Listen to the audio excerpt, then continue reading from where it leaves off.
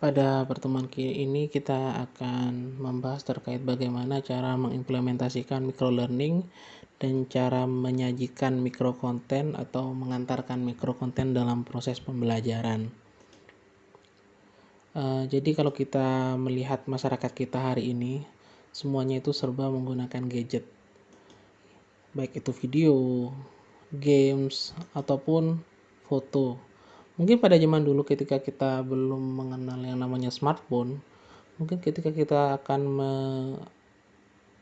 menggunakan atau memutar salah satu file, entah itu video ataupun foto, mungkin kita akan menggunakan gadget tersendiri. Misalkan kalau kita ingin melihat video, kita perlu VCD player dan lain-lain. Kalau kita pengen main game, mungkin kita perlu konsol, atau kalau kita pengen lihat gambar, mungkin kita butuh kamera. Namun pada saat ini, semua fungsi tadi itu udah ada di dalam yang namanya smartphone.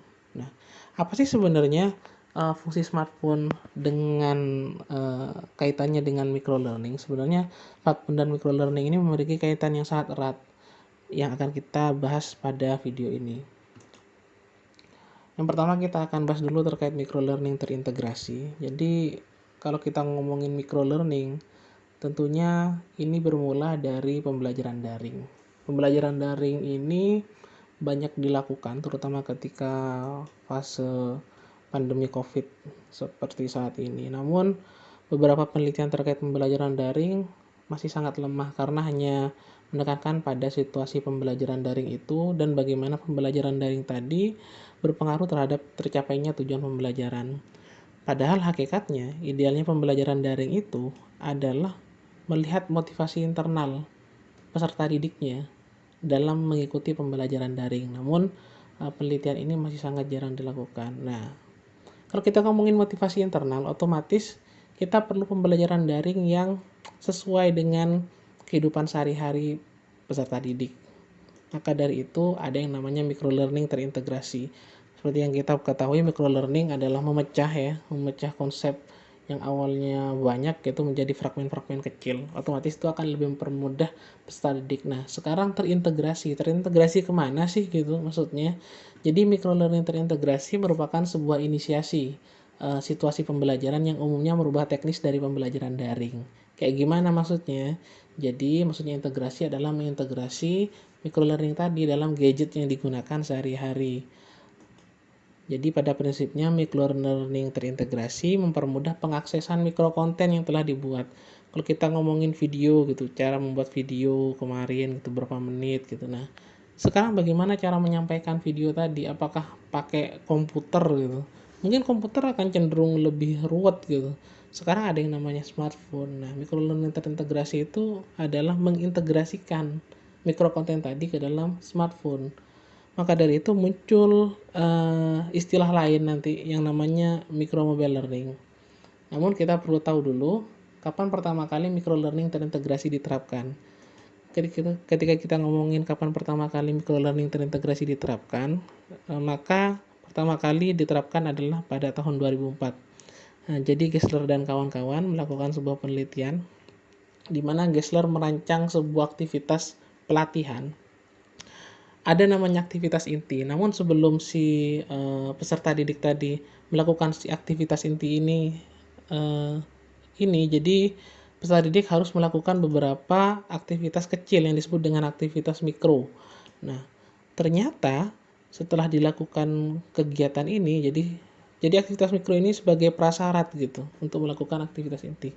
Ternyata hasilnya adalah 70% peserta menerima jenis kegiatan ini. Itu awal mula microlearning terintegrasi diterapkan. Menggunakan apa? Tentunya karena pada waktu itu belum ada smartphone, diterapkannya pada komputer. Kemudian beberapa tahun setelahnya, jadi Redondo ya, pada tahun 2020 mencoba mengevaluasi seberapa berhasil microlearning terintegrasi ini diterapkan. Jadi Redondo mengambil 62 pengguna. Ternyata menggunakan microlearning terintegrasi, 92% dari 62 pengguna ini merasakan bahwa microlearning terintegrasi itu sangat baik diterapkan. Dan 82% dari 92% ini sukses menjalankan microlearning.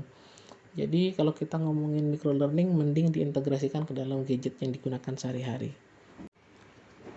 Aplikasi terkait microlearning yang paling terkenal yang berisi mikrokonten kecil adalah Duolingo. Jadi Duolingo ini merupakan aplikasi belajar bahasa asing di mana pengembang aplikasi ini memecah tahapan pembelajaran menjadi beberapa mikrokonten pada setiap levelnya. Dan aplikasi ini cukup terkenal karena sangat membantu, terutama bagi penggunanya untuk mempelajari bahasa step by step dari dasar sampai ke expert.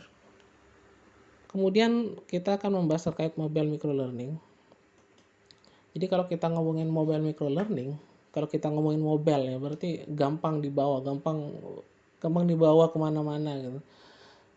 Yang awalnya microlearning itu berpatokan menggunakan komputer atau PC itu mungkin memang sebuah teknologi yang canggih gitu.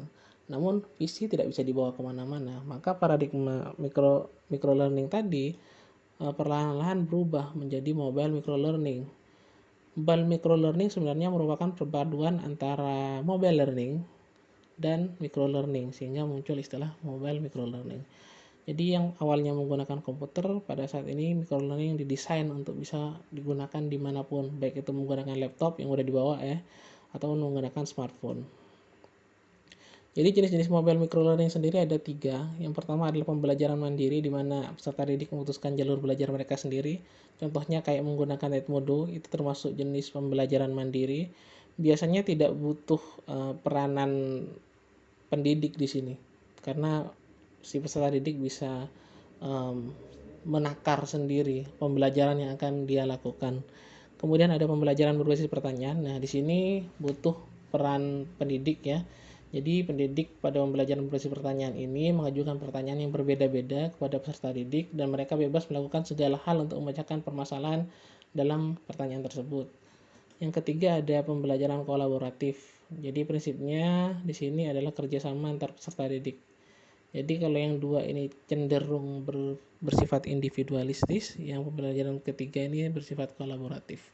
Jadi ini adalah contoh-contoh jenis pembelajaran mobile microlearning yang bisa diterapkan dalam penggunaan aplikasi di handphone. Kemudian kita berlanjut kepada pendekatan Service Oriented Architecture atau SOA. Jadi pendekatan ini sebenarnya merupakan pendekatan dalam sebuah rancangan sistem, di mana ada beberapa layanan servis dalam sebuah sistem. Sebagai contoh, kita bisa lihat aplikasi Grab ya, GrabFood. Jadi selain bisa memesan makanan ataupun menyewa ojek online gitu, ternyata aplikasi ini juga memiliki sistem lain, misalkan pembelian pulsa atau pembayaran tagihan dan lain-lain. Nah, inilah yang disebut dengan pendekatan service oriented architecture. Jadi di dalam sebuah aplikasi ada banyak layanan yang dipakai. Ini juga terkadang diterapkan di dalam microlearning. Sebagai contoh, jadi ini kalau kalian melihat Borneo e-learning, ini ada contoh Borneo e-learning. Jadi ini salah satu tampilan. Jadi ada rencana pembelajaran semester, nanti file di sini itu akan diupload di Google Drive.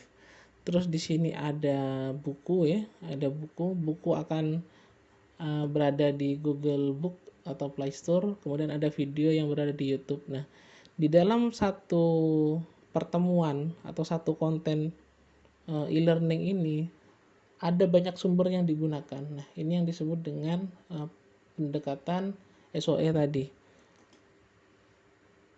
Kita berlanjut kepada microlearning konten pada cloud. Ya, jadi pada saat ini sistem komputasi itu disebut dengan cloud computing atau komputasi awan. Kenapa disebut dengan komputasi awan?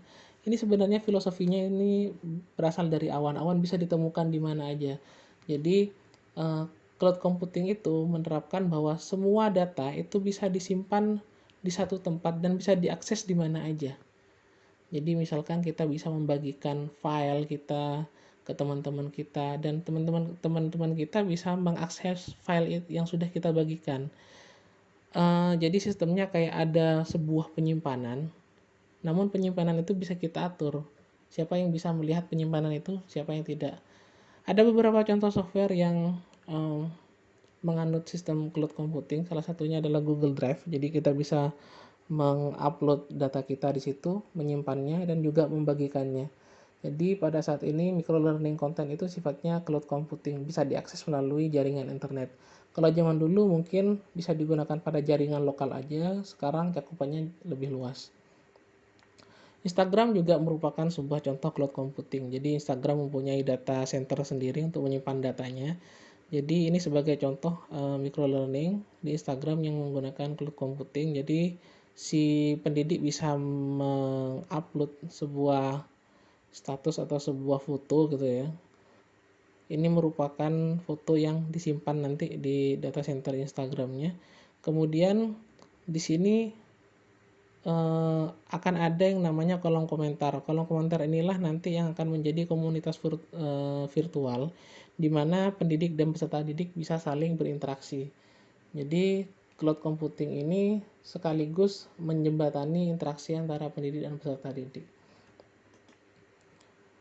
Kemudian ada pendekatan komersial. Kalau kita ngomongin pendekatan komersial berarti si e-learning tadi atau si micro learning tadi itu punya sisi jualnya gitu. Mungkin kita bisa lihat YouTube itu sebagai aplikasi yang free access gitu ya. Mungkin YouTube itu sama kayak Wikipedia udah. Wikipedia itu ada apa aja kita cari di Wikipedia juga bisa kita lihat. Kita cari apapun di YouTube, entah itu materi pelajaran dan lain-lain, itu ada di YouTube. Namun kelemahan dari YouTube tidak adanya sistem filter.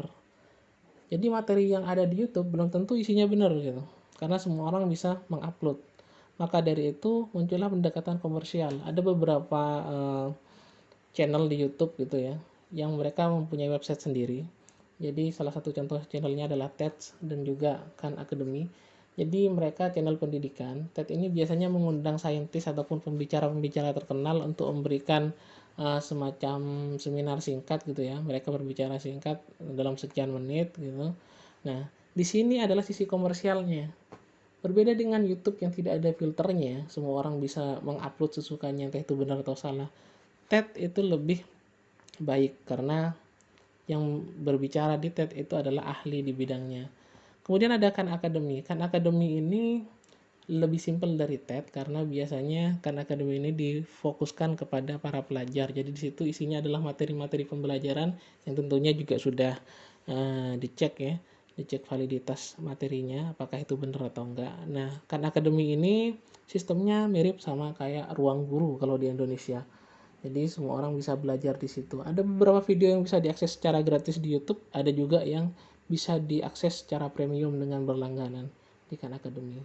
Jadi sebenarnya microlearning itu ketika isinya sudah bagus dan bisa dipertanggungjawabkan, kita bisa meningkatkan yang awalnya free access ke pendekatan secara komersial, bisa diperjualbelikan. Jadi seperti itu pertemuan terkait microlearning dan microcontent. Kita akan bertemu di pertemuan selanjutnya dan kita akan langsung mengimplementasikan bagaimana cara membuat video untuk microlearning. Terima kasih.